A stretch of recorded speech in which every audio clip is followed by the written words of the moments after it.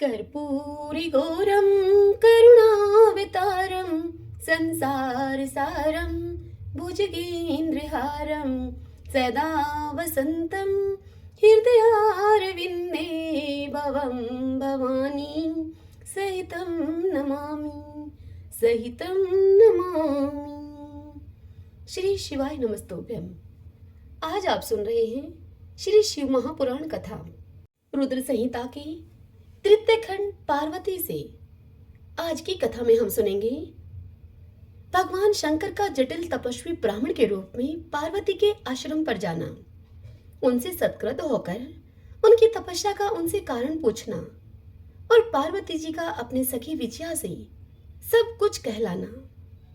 पार्वती की बात को सुनकर जटाधारी ब्राह्मण का शिव की निंदा करते हुए पार्वती को उनकी ओर से मन को हटा लेने का पार्वती को आदेश देना, पार्वती का ब्राह्मण को परमेश्वर शिव की महत्ता का प्रतिपादन करना, रोष पूर्वक जटिल ब्राह्मण को फटकारना, सखी के द्वारा उन्हें फिर बोलने से रोकना तथा भगवान शिव का उन्हें प्रत्यक्ष दर्शन देना और अपने साथ चलने के लिए कहना। आज के पावन दिवस हम इस पावन कथा का रसपान करेंगे, तो आइए सर्वप्रथम भगवान शिव का स्मरण करते हुए सभी बोलिए श्री शिवाय नमस्तुभ्यम। पिछले अध्याय की कथा में हम सब ने सुना था कि सप्तऋषि भगवान शिव के कहे अनुसार तपस्या करती हुई पार्वती के पास आते हैं और उनकी परीक्षा लेते हुए उन्हें भगवान शिव की आराधना करने से, उनकी तपस्या करने से वे रोकते हैं और वे कहते हैं कि तुम्हारे लिए तो भगवान विष्णु ही उत्तम हैं, हम तुम्हारा उनके साथ विवाह करा देंगे। अब आज उससे आगे की कथा सुनेंगे। ब्रह्मा जी कहते हैं कि हे नारद, सब ऋषियों की ऐसी बात को सुनकर जगदम्बिका पार्वती हंस पड़ी और पुनः उन ज्ञान विशारद मुनियों से बोली। पार्वती ने कहा कि हे मुनीश्वरों, आपने अपनी समझ से ठीक ही कहा है, परंतु हे द्विजों, मेरा हट भी छूटने वाला नहीं है। मेरा शरीर पर्वत से उत्पन्न होने के कारण मुझमें स्वाभाविक कठोरता विद्यमान है। अपनी बुद्धि से ऐसा विचार करके आप लोग मुझे तपस्या से रोकने का कष्ट न करें। देव ऋषि का उपदेश वाक्य मेरे लिए परम हितकारक है, इसीलिए मैं उसे कभी नहीं छोड़ूंगी। वेद वेता भी यह मानते हैं कि गुरुजनों का वचन हितकारक होता है, गुरुओं का वचन सत्य होता है। ऐसा जिन मनुष्यों का दृढ़ विचार है उन्हें इहलोक और परलोक में परम सुख की प्राप्ति होती है और उन्हें दुख कभी नहीं होता। गुरुओं का वचन सत्य होता है। यह विचार जिनके हृदय में नहीं है उन्हें इहलोक और परलोक में भी दुख ही प्राप्त होता है, सुख कभी नहीं मिलता। हे द्विजों, गुरुओं के वचन का कभी किसी तरह से भी त्याग नहीं करना चाहिए। मेरा घर बसे या फिर उजड़ जाए, मुझे तो यह हट ही सदा सुख देने वाला है। हे मुनिवरों, आपने जो बातें कही हैं मैं उनका आपके कहे हुए तात्पर्य से भिन्न अर्थ समझती हूँ और उनका यहाँ संक्षेप से विवेचन प्रस्तुत करती हूँ। आपने यह ठीक कहा है कि भगवान विष्णु सद्गुणों के धाम तथा लीला विहारी हैं। साथ ही आपने सदाशिव को निर्गुण भी कहा है। इसमें जो कारण है वह बताया जाता है। भगवान शिव साक्षात परब्रह्मा हैं, अतएव निर्विकार हैं। वे केवल भक्तों के लिए शरीर धारण करते हैं, फिर भी लौकिक की प्रभुता को दिखाना नहीं चाहते। इसलिए परमहंसों की जो प्रिय गति है उसी को वे धारण करते हैं, क्योंकि वे भगवान शंभु परम आनंदमय हैं। इसलिए अवधूत रूप से रहते हैं। माया लिप्त जीवों को ही भूषण आदि की रुचि होती है, ब्रह्मा को नहीं। वे प्रभु गुणातीत, अजन्मा, माया रहित, अलक्ष्य गति और विराट हैं। हे द्विजो, भगवान शंभु किसी विशेष धर्म या जाति आदि के कारण किसी पर भी अनुग्रह नहीं करते हैं। मैं गुरु की कृपा से शिव को यथार्थ रूप से जानती हूँ। हे ब्रह्म ऋषियों, यदि शिव मेरे साथ विवाह नहीं करेंगे तो मैं सदा कुमारी ही रह जाऊंगी, परंतु दूसरे के साथ विवाह नहीं करूंगी। यह मैं सत्य सत्य कहती हूँ आपसे। यदि सूर्य पश्चिम दिशा में उगने लगे, मेरु पर्वत अपने स्थान से विचलित हो जाए, अग्नि शीतलता को अपना ले और कमल पर्वत शिखर की शिला के ऊपर खिलने लग जाए, तो भी मेरा यह हट नहीं छूट सकता। यह मैं सच्ची बात कहती हूँ। ब्रह्मा जी इस कथा को सुनाते हुए नारद से कहते हैं कि हे नारद, ऐसा कहकर उन मुनियों को प्रणाम करके गिरिराज कुमारी पार्वती निर्विकार चित्त से शिव का स्मरण करते हुए चुप हो गई। इस प्रकार गिरिजा के उस उत्तम निश्चय को जानकर वे सप्तऋषि भी उनकी जय जयकार करने लगे और उन्होंने पार्वती को उत्तम आशीर्वाद दिया। हे मुनि नारद, गिरिजा देवी की परीक्षा करने वाले वे सातों ऋषि उनको प्रणाम करके प्रसन्नचित होकर शीघ्र ही भगवान शिव के स्थान को चले गए और वहां जाकर शिव को मस्तक नवाकर उनसे सारा वृत्तांत निवेदन करके भगवान शिव की आज्ञा लेकर वे पुनः सादर स्वर्गलोक को चले गए। उन सब ऋषियों के अपने लोक में चले जाने पर सुंदर लीला करने वाले साक्षात भगवान शंकर ने देवी के तप की परीक्षा लेने का विचार किया। वे शिव मन ही मन पार्वती से बहुत संतुष्ट थे। परीक्षा के ही बहाने पार्वती जी को देखने के लिए जटाधारी तपस्वी का रूप धारण करके भगवान शंभु उनके वन में गए। अपने तेज से प्रकाशमान अत्यंत बूढ़े ब्राह्मण का रूप धारण करके प्रसन्नचित होकर वे दंड और छत्र हाथ में लिए हुए वहां से प्रस्थित हुए। आश्रम में पहुंचकर उन्होंने देखा कि देवी शिवा सखियों से घिरी हुई वेदी पर बैठी है और चंद्रमा की विशुद्ध कला किसी प्रतीत होती है। ब्रह्मचारी का स्वरूप धारण किए हुए भक्त वत्सल शंभु पार्वती देवी को देखकर प्रीतिपूर्वक उनके पास गए। उन अद्भुत तेजस्वी ब्राह्मण देवता को आया हुआ देखकर उस समय देवी शिवा ने समस्त पूजन सामग्रियों के द्वारा उनकी पूजा की। जब उनका भली भांति सत्कार हो गया, सामग्रियों के द्वारा उनकी समस्त पूजा संपन्न कर ली गई। तब पार्वती ने बड़ी प्रसन्नता और प्रेम के साथ उन ब्राह्मण देव से आदरपूर्वक कुशल समाचार पूछा।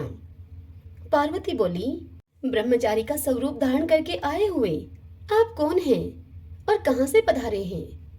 वेद वेताओं में श्रेष्ठ है विप्रवर, आप अपने तेज से इस वन को प्रकाशित कर रहे हैं। मैंने जो कुछ आपसे पूछा है उसे बतलाइए। तब उस ब्राह्मण ने कहा कि मैं तो इच्छा अनुसार विचरण करने वाला वृद्ध ब्राह्मण हूँ, पवित्र बुद्धि, तपस्वी, दूसरों को सुख देने वाला और परोपकारी हूँ मैं, इसमें संशय नहीं है। तुम कौन हो, किसकी पुत्री हो और इस निर्जन वन में किसके लिए ऐसी तपस्या कर रही हो, जो पंजे के बल पर खड़े होकर तप करने वाले मुनियों के लिए भी दुर्लभ है। तुम न तो बालिका हो न ही वृद्धा हो, सुंदरी तरुणी जान पड़ती हो तुम। फिर किस लिए पति के बिना इस वन में आकर कठोर तपस्या करती हो तुम? हे बद्रे, क्या तुम किसी तपस्वी की सहचारिणी तपस्विनी हो? हे देवी, क्या वह तपस्वी तुम्हारा पालन पोषण नहीं करता है, जो कि तुम्हें छोड़कर अन्यत्र कहीं चला गया है? बोलो, तुम किसके कुल में उत्पन्न हुई हो? तुम्हारे पिता कौन हैं और तुम्हारा नाम क्या है? तुम महासौभाग्य रूपा जान पड़ती हो। तुम्हारा तपस्या में अनुराग व्यर्थ है। क्या तुम वेद माता गायत्री हो या फिर लक्ष्मी हो, अथवा क्या सुंदर रूप वाली सरस्वती हो तुम? इन तीनों में से तुम कौन हो, यह मैं अनुमान से निश्चय नहीं कर पा रहा हूं। यह सुनकर देवी पार्वती बोली, हे विप्रवर, न तो मैं वेद माता गायत्री हूं, न मैं लक्ष्मी हूं और न मैं सरस्वती ही हूं। इस समय मैं हिमाचल की पुत्री हूं और मेरा नाम है पार्वती।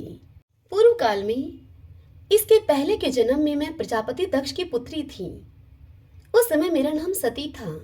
एक दिन पिता ने मेरे पति की निंदा की थी, जिससे कुपित होकर मैंने योग के द्वारा शरीर को त्याग दिया था। इस जन्म में भी भगवान शिव मुझे मिल गए थे, परंतु भाग्यवश काम को भस्म करके वे मुझे भी छोड़कर चले गए।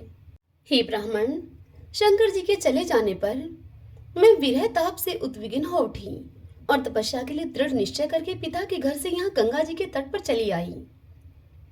यहाँ दीर्घ काल तक कठोर तपस्या करके भी मैं अपने प्राण वल्लभ को न पा सकी, और जिसके कारण मैं अग्नि में प्रवेश कर जाना चाहती थी। इतने में ही आपको आया हुआ देखकर मैं क्षण भर के लिए ठहर गई। अब आप जाइए, मैं इस अग्नि में प्रवेश करूंगी, क्योंकि भगवान शिव ने मुझे स्वीकार नहीं किया है। किंतु जहां जहां मैं जन्म लूंगी वहां वहां शिव का ही पति रूप में मैं वर्ण करूंगी। आगे ब्रह्मा जी नारद से कहते हैं कि हे नारद, ऐसा कहकर पार्वती उन ब्राह्मण देवता के सामने ही उस अग्नि में समा गई। यद्यपि ब्राह्मण देव सामने से उन्हें बारंबार ऐसा करने से रोक रहे थे। अग्नि में प्रवेश करती हुई पर्वत राजकुमारी पार्वती की तपस्या के प्रभाव से वह आग उसी क्षण चंदन पंख के समान शीतल हो गई। क्षण भर उस आग के भीतर रहकर जब पार्वती आकाश में ऊपर की ओर उठने लगी, तब ब्राह्मण रूपधारी शिव ने सहसा हंसते हुए उनसे पुनः पूछा, अहो भद्रे, तुम्हारा तप क्या है? यह कुछ भी मेरी समझ में नहीं आया।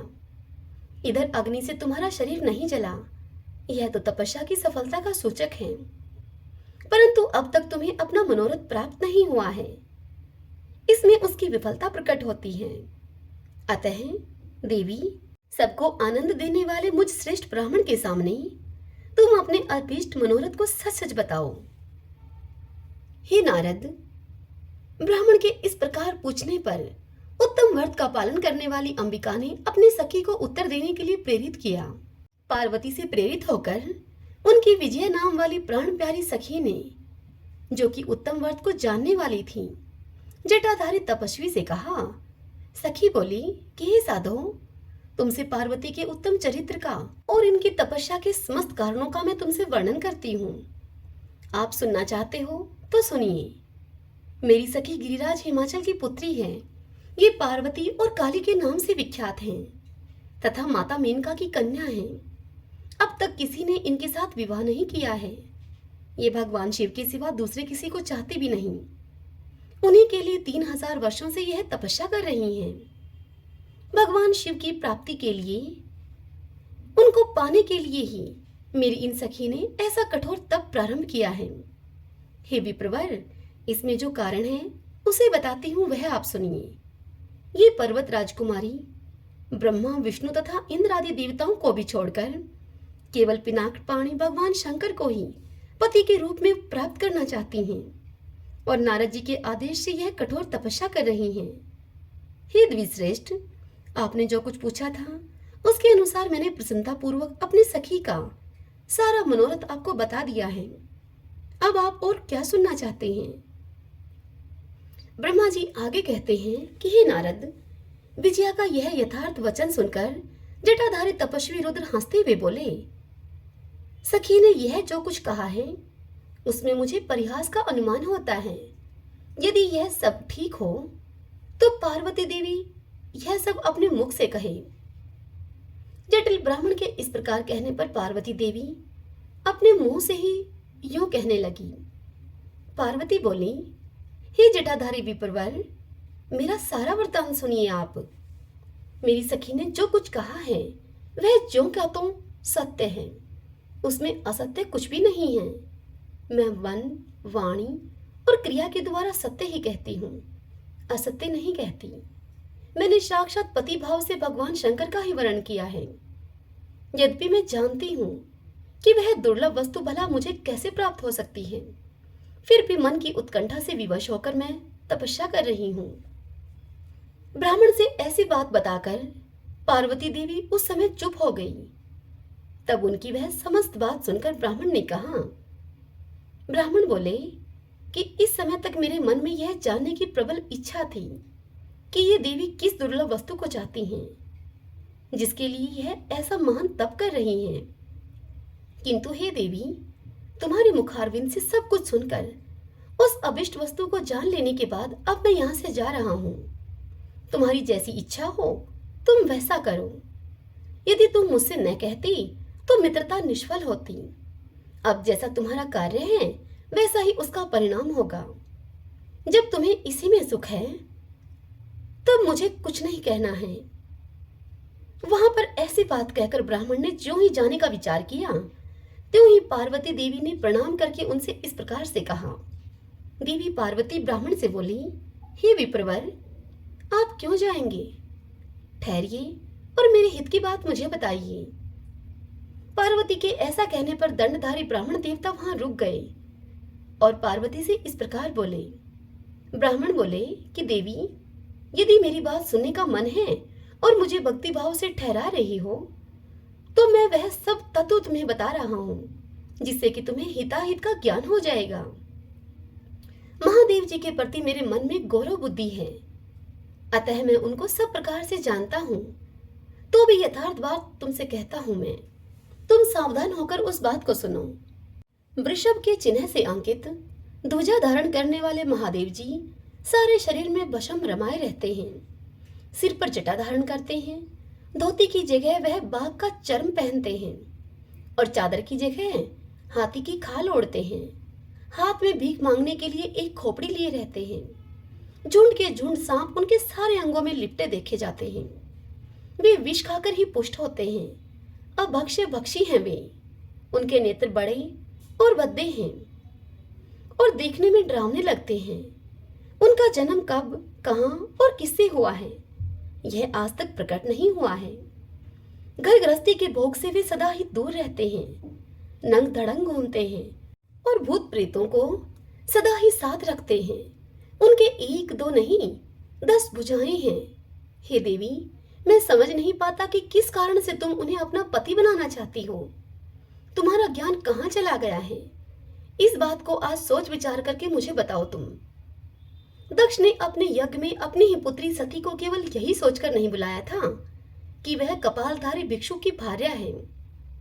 इतना ही नहीं, उन्होंने यज्ञ में भाग देने के लिए सब देवताओं को बुलाया, किंतु शंभु को छोड़ दिया।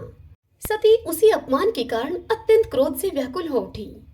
उसने अपने प्यारे प्राणों को तो छोड़ा ही, शंकर जी को भी त्याग दिया। तुम तो स्त्रियों में रतन हो। तुम्हारे पिता समस्त पर्वतों के राजा हैं। फिर तुम क्यों इस उग्र तपस्या के द्वारा वैसे पति को पाने की अभिलाषा करती हो?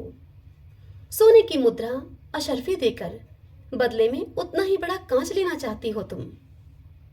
उज्जवल चंदन को छोड़कर अपने अंगों में कीचड़ लपेटना चाहती हो। सूर्य के तेज का परित्याग करके जुगनू की चमक पाना चाहती हो। महीन वस्त्र त्याग कर अपने शरीर को चमड़े से ढकने की इच्छा करती हो तुम। घर में रहना छोड़कर वन में धुनी रमाना चाहती हो। तथा हे देवेश्वरी, यदि तुम इंद्र आदि लोकपालों को त्याग कर शिव के प्रति अनुरक्त हो तो अवश्य ही रत्नों के उत्तम भंडार को त्याग कर लोहा पाने की इच्छा करती हो तुम। लोक में इस बात को अच्छा नहीं कहा गया है। शिव के साथ तुम्हारा संबंध मुझे इस समय परस्पर विरुद्ध दिखाई देता है। कहाँ तुम, जिसके नेत्र प्रफुल्ल कमल दल के समान शोभा पाते हैं, और कहाँ वे रुद्र जो 3 बत्ती आंखें धारण करते हैं। तुम तो चंद्रमुखी हो और शिव पंचमुख कहे गए हैं। तुम्हारे सिर पर दिव्य वेणी सर्पणी सी शोभा पा रही है, परंतु शिव के मस्तक पर तो जटाजूट बताया जाता है। वह प्रसिद्ध ही है। तुम्हारे अंग में चंदन का अंगराग होगा और शिव के शरीर में चिता का भस्म। कहाँ तुम्हारी सुंदर मृदुल साड़ी और कहाँ शंकर जी के उपयोग में आने वाली हाथी की खाल। कहाँ तुम्हारे अंगों में दिव्य आभूषण और कहाँ शंकर के सर्वांग में लिपटे हुए सर्प। कहाँ तुम्हारी सेवा के लिए उद्यत रहने वाले संपूर्ण देवता और कहाँ भूतों की दी हुई बलि को पसंद करने वाले शिव। कहाँ तो मृदंग के मधुर ध्वनि और कहाँ डमरू के डिमडिम। कहाँ भेरियों के समूह की गड़गड़ाहट और कहाँ अशुभ श्रृंगी नाद। कहाँ डका का शब्द और कहाँ अशुभ गलनाद। तुम्हारा यह उत्तम रूप शिव के योग्य कदापि नहीं है। यदि उनके पास धन होता तो वे दिगंबर नंगे क्यों रहते? सवारी के नाम पर उनके पास एक बूढ़ा बैल है और दूसरी कोई भी सामग्री उनके पास नहीं है। कन्या के लिए ढूंढे जाने वाले वरों में जो नारियों को सुख देने वाले गुण बताए गए हैं, उनमें से एक भी गुण उन भद्दी आंख वाले रुद्र में नहीं है। तुम्हारे परम प्रिय काम को भी उन हर देवता ने दग्ध कर दिया और तुम्हारे प्रति उनका अनादर तो तभी देख लिया गया जब वे तुम्हें छोड़कर अन्यत्र चले गए थे। उनकी कोई जाति नहीं देखी जाती, उनमें विद्या तथा ज्ञान का भी पता नहीं चलता। पिशाच ही उनके सहायक हैं और विष तो उनके कंठ में ही दिखाई देता है। वे सदा अकेले रहने वाले और विशेष रूप से विरक्त हैं। इसीलिए तुम्हें हर के साथ अपने मन को नहीं जोड़ना चाहिए। कहाँ तुम्हारे कंठ में सुंदर हार और कहाँ उनके गले में नरमुंडों की माला। हे देवी, तुम्हारे और हर के रूप आदि सब एक दूसरे के विरुद्ध हैं, अतः मुझे तो यह संबंध नहीं रुचता। फिर तुम्हारी जैसी इच्छा हो तुम वैसा करो। संसार में जो कुछ भी असदुस्तु है वह सब तुम स्वयं चाहने लगी हो। अतः मैं कहता हूं कि तुम उस असत की ओर से अपने मन को हटा लो, अन्यथा जो चाहो वो करो, मुझे कुछ नहीं कहना है। ब्रह्मा जी इस कथा को सुनाते हुए नारद से आगे कहते हैं कि हे नारद, यह बात सुनकर पार्वती शिवा की निंदा करने वाले उस ब्राह्मण पर मन ही मन कुपित हो उठी और उस ब्राह्मण से वह इस प्रकार बोली। पार्वती बोली, बाबा जी, अब तक तो मैंने यह समझा था कि कोई दूसरे ज्ञानी महात्मा आ गए हैं, परंतु अब सब ज्ञात हो गया मुझे। आपकी कलाई खुल गई। आपसे मैं क्या कहूँ, विशेषतः उस दशा में जब आप अवध्य ब्राह्मण हैं। हे ब्राह्मण देवता, आपने जो कुछ कहा है वह सब मुझे ज्ञात है, परंतु वह सब झूठा ही है, सत्य कुछ नहीं है उसमें। आपने कहा था कि मैं शिव को जानता हूँ। यदि आपको यह बात ठीक होती तो आप ऐसी युक्ति और बुद्धि के विरुद्ध बात नहीं बोलते। यह ठीक है कि कभी कभी महेश्वर अपनी लीला शक्ति से प्रेरित होकर तथा कथित अद्भुत वेश धारण कर लिया करते हैं, परंतु वास्तव में वे साक्षात ब्रह्मा परमात्मा हैं। उन्होंने स्वेच्छा से ही इस शरीर को धारण किया है। आप ब्रह्मचारी का स्वरूप धारण करके मुझे ठगने के लिए उद्यत होकर यहाँ पर आए हैं और अनुचित एवं असंगत युक्तियों का सहारा लेकर छल कपट से युक्त बातें बोल रहे हैं। मैं भगवान शंकर के स्वरूप को भली भांति जानती हूँ, इसीलिए यथा योग्य विचार करके उनके तत्व का मैं वर्णन करती हूँ आपसे। वास्तव में शिव निर्गुण ब्रह्मा है, कारणवश सगुण हो गए हैं। जो निर्गुण हैं, समस्त गुण जिनके स्वरूप बहुत हैं, उनकी जाति कैसे हो सकती है? वे भगवान सदाशिव समस्त विद्याओं के आधार हैं। फिर उन पूर्ण परमात्मा को किसी विद्या से क्या काम है? पूर्व काल में कल्प के आरंभ में भगवान शंभु ने श्री विष्णु को उच्छ्वास रूप से संपूर्ण वेद प्रदान किए थे। अतः उनके समान उत्तम प्रभु दूसरा कौन है? जो सबके आदि कारण हैं, उनकी अवस्था अथवा आयु का मापतोल कैसे हो सकता है? प्रकृति उन्हीं से उत्पन्न हुई है, फिर उनकी शक्ति का दूसरा क्या कारण हो सकता है? जो लोग सदा प्रेम पूर्वक शक्ति के स्वामी भगवान शंकर का भजन करते हैं, उन्हें भगवान शंभु प्रभु शक्ति, उत्साह शक्ति और मंत्र शक्ति, ये तीनों अक्षय शक्तियां प्रदान करते हैं। भगवान शिव के भजन से ही जीव मृत्यु को जीत लेता है और निर्भय हो जाता है। इसीलिए तीनों लोकों में उनका मृत्युंजय नाम प्रसिद्ध है। उन्हीं के अनुग्रह से विष्णु विष्णु तत्व को, ब्रह्मा ब्रह्म तत्व को और देवता देवत्व को प्राप्त हुए हैं। शिव जी का पक्ष लेकर बहुत बोलने से क्या लाभ है? वे भगवान स्वयं ही महाप्रभु हैं। कल्याण रूपी शिव की सेवा से यहाँ कौन सा मनोरथ सिद्ध नहीं हो सकता? उन महादेव जी के पास किस बात की कमी है जो वे भगवान सदाशिव स्वयं मुझे पाने की इच्छा करें? यदि शंकर की सेवा न करें तो मनुष्य 7 जन्मों तक दरिद्र होता है और उन्हीं की सेवा से सेवक को लोक में कभी नष्ट न होने वाली लक्ष्मी प्राप्त होती है, जिनके सामने 8 सिद्धियां नित्य आकर सिर नीचा किए हुए इस इच्छा से नृत्य करती हैं कि वे भगवान हम पर संतुष्ट हो जाएं। उनके लिए कोई भी हितकर वस्तु दुर्लभ कैसे हो सकती है?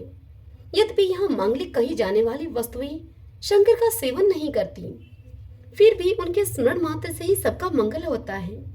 जिनकी पूजा के प्रभाव से उपासक की संपूर्ण कामनाएं सिद्ध हो जाती हैं, सदा निर्विकार रहने वाले उन परमात्मा शिव में विकार कहां से आ सकता है? जिस पुरुष के मुख में निरंतर शिव यह मंगलमय नाम निवास करता है, उसके दर्शन मात्र से ही अन्य सब सदा पवित्र होते हैं। जैसा कि आपने कहा है कि वे चिता का भस्म लगाते हैं, परंतु यदि उनका लगाया हुआ भस्म अपवित्र होता तो उनके शरीर से झड़कर गिरे हुए उस भस्म को देवता लोग सदा अपने मस्तक पर धारण कैसे करते? अतः शिव के अंगों के स्पर्श से अपवित्र वस्तु भी पवित्र हो जाती है। जो महादेव सगुण होकर तीनों लोकों के कर्ता, भर्ता और हर्ता होते हैं तथा निर्गुण रूप में शिव कहलाते हैं, वे बुद्धि के द्वारा पूर्ण रूप से कैसे जाने जा सकते हैं? पर ब्रह्मा परमात्मा शिव का जो निर्गुण रूप है, उसे आप जैसे बहिर्मुख लोग कैसे जान सकते हैं? जो दुराचारी और पापी हैं, वे देवताओं से बहिष्कृत हो जाते हैं। ऐसे लोग निर्गुण शिव के तत्व को नहीं जानते हैं। जो पुरुष तत्व को न जानने के कारण यहाँ शिव की निंदा करता है, उसके जन्म भर का सारा संचित पुण्य भस्म हो जाता है। हे ब्राह्मण देव, आपने जो यहाँ पर अमित तेजस्वी महादेव जी की निंदा की है और मैंने जो आपकी पूजा की है, उससे मुझे पाप की भागिनी होना पड़ा है। शिवद्रोही को देखकर वस्त्रों के सहित स्नान करना चाहिए। शिवद्रोही का दर्शन हो जाने पर प्रायश्चित करना चाहिए। इतना कहकर देवी पार्वती जी उस ब्राह्मण पर अति ही रुष्ट होकर उनसे बोली कि अरे ओ दुष्ट, तूने कहा था कि मैं शंकर को जानता हूँ, परंतु निश्चय ही तूने उन सनातन शिव को नहीं जाना है। भगवान रुद्र को तू जैसा कहता है वे वैसे ही क्यों न हों, उनके जैसे भी बहुसंख्यक रूप क्यों न हों। सत्पुरुषों के प्रियतम नित्य निर्विकार भी भगवान शिव, वे ही शिव मेरे अभिष्टतम देव हैं। ब्रह्मा और विष्णु भी कभी उन महात्मा हर के समान नहीं हो सकते, फिर दूसरे देवताओं की तो बात ही क्या है, क्योंकि वे सदैव काल के अधीन हैं। इस प्रकार अपनी शुद्ध बुद्धि से तत्वतः विचार करके मैं शिव के लिए वन में आकर बड़ी भारी तपस्या कर रही हूँ। वे भक्त वत्सल सर्वेश्वर शिव ही हम सबके परमेश्वर हैं। दीनों पर अनुग्रह करने वाले उन महादेव को ही प्राप्त करने की मेरी इच्छा है। ब्रह्मा जी इस कथा को सुनाते हुए नारद से कहते हैं कि हे नारद, ऐसा कहकर गिरिराज नंदिनी गिरिजा चुप हो गई और निर्विकार चित्त से भगवान शिव का ध्यान करने लगी। देवी की बात को सुनकर वह ब्रह्मचारी ब्राह्मण ज्यों ही कुछ फिर कहने के लिए उद्यत हुए, त्यों ही शिव में आसक्तिचित होने के कारण उनकी निंदा सुनने से विमुख हुई पार्वती अपनी सखी विजया से शीघ्र ही बोली। पार्वती ने कहा, हे सखी, इस अधम ब्राह्मण को यत्न पूर्वक रोको तुम। यह फिर कुछ कहना चाहता है। यह केवल शिव की निंदा ही करेगा। जो शिव की निंदा करता है केवल उसी को पाप नहीं लगता, जो उस निंदा को सुनता है वह भी यहाँ पाप का भागी होता है। भगवान शिव के उपासक को चाहिए कि वे शिव की निंदा करने वाले का सर्वथा वध करे। यदि वह ब्राह्मण हो तो उसे अवश्य ही त्याग दे और स्वयं उस निंदा के स्थान से शीघ्र ही दूर चले जाए। यह दुष्ट ब्राह्मण फिर शिव की निंदा करेगा। ब्राह्मण होने के कारण यह बद्ध तो नहीं है, अतः त्याग देने योग्य अवश्य है। किसी तरह भी इसका मुख नहीं देखना चाहिए। इस स्थान को छोड़कर हम लोग आज ही किसी दूसरे स्थान में शीघ्र ही चले चलते हैं, जिससे कि फिर इस अज्ञानी के साथ बात करने का हमें अवसर न मिले। ब्रह्मा जी आगे कहते हैं कि हे नारद, ऐसा कहकर के उमा ने जो ही अन्यत्र जाने के लिए अपना पैर उठाया, तो ही भगवान शिव ने अपने साक्षात स्वरूप से प्रकट होकर प्रिया पार्वती का हाथ पकड़ लिया। शिवा जैसे स्वरूप का ध्यान करती थी, वैसा ही सुंदर रूप धारण करके शिव ने उनको दर्शन दिया। पार्वती ने लज्जावश अपना मुख नीचे की ओर कर लिया। तब भगवान शिव उनसे बोले कि प्रिय, मुझे छोड़कर कहाँ जाओगी? अब मैं फिर कभी तुम्हारा त्याग नहीं करूंगा। मैं प्रसन्न हूँ, तुम वर मांगो। मुझे तुम्हारे लिए कुछ भी अदे नहीं है। देवी, आज से मैं तपस्या के मोल खरीदा हुआ तुम्हारा दास हूँ। तुम्हारे सौंदर्य ने भी मुझे मोह लिया है। अब तुम्हारे बिना मुझे एक क्षण भी एक युग के समान जान पड़ता है। तुम लज्जा को छोड़ो, तुम तो मेरी सनातन पत्नी हो। हे गिरिराज नंदिनी, हे महेश्वरी, मैंने जो कुछ कहा है उस पर श्रेष्ठ बुद्धि से तुम विचार करो। सुस्थिर चित्त वाली हे पार्वती, मैंने नाना प्रकार से तुम्हारी बारंबार परीक्षा ली है। लोक लीला का अनुसरण करने वाले मुझ स्वजन के अपराध को तुम क्षमा कर दो। हे शिवे, तीनों लोकों में तुम्हारी जैसी अनुरागिनी मुझे दूसरी कोई नहीं दिखाई देती। मैं सर्वथा तुम्हारे अधीन हूँ, तुम्हारी इच्छा पूर्ण हो। हे प्रिय, मेरे पास आओ। तुम मेरी पत्नी हो और मैं तुम्हारा वर हूँ। तुम्हारे साथ मैं शीघ्र ही अपने निवास स्थान उत्तम पर्वत कैलाश को चलूंगा। इतनी कथा को सुनाकर ब्रह्मा जी नारद से कहते हैं कि देवादिदेव महादेव जी के ऐसा कहने पर पार्वती देवी आनंद मगन हो उठी। उनका तपस्या जनित पहले का सारा कष्ट मिट गया। हे मुनि श्रेष्ठ नारद, सती साध्वी पार्वती की सारी थकावट अब दूर हो गई, क्योंकि परिश्रम फल प्राप्त हो जाने पर प्राणी का पहले वाला सारा श्रम नष्ट हो जाता है। हरि ओम तत्सत। श्री शिवाय नमस्तुभ्यम। भगतजनों, आज की यह कथा यहीं पर पूर्ण हुई। इससे आगे कल की कथा में हम सुनेंगे शिव और पार्वती की बातचीत, शिव का पार्वती के अनुरोध को स्वीकार करना, पार्वती का पिता के घर में सत्कार होना, महादेव जी की नटलीला का चमत्कार, उनका मैना आदि से पार्वती को मांगना और माता पिता के इनकार करने पर अंतर्ध्यान हो जाना, कल हम इस पावन कथा का रसपान करेंगे। आज की यह कथा आपको कैसी लगी, कमेंट करके आप मुझे जरूर बताइए। यदि पसंद आई हो तो अपने अपनों के साथ भी शेयर करें। आपको बता दूं कि हमारे इसी चैनल पर शाम को 6 बजे अधिक मास महात्म्य की कथाएं भी सुनाई जा रही हैं, तो आप जरूर उन कथाओं को भी सुने और पुण्य फल पाएं। श्री शिवाय नमस्तोभ्यम।